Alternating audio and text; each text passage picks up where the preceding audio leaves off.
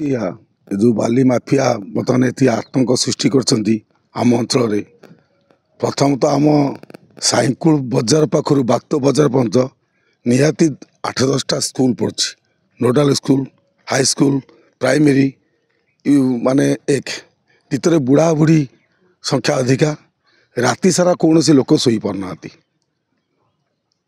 शताधिक गाड़ी 200 टू 300 गाड़ी प्रत्येक दिन लोड कराऊँगी लोड रो परिमाण एत बड़ जे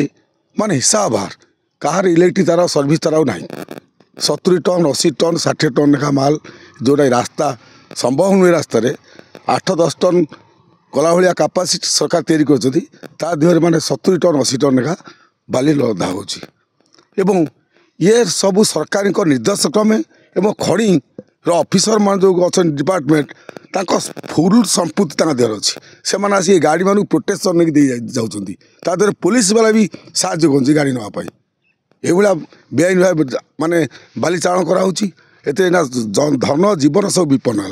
है लोक मैंने केमी जावास करेंगे बुढ़ा बुढ़ी केमी जी स्कूल छुआ केमी जी दिन राति 24 घंटा अनिश गाड़ी 14 चकिया 16 चकिया 12 चकिया ये गाड़ी आम शुणा पाचु कलिकता 1,20,30,000 बाली बिक्री हो बालेश्वर 80,000 बिक्री हो ये खड़ी माफिया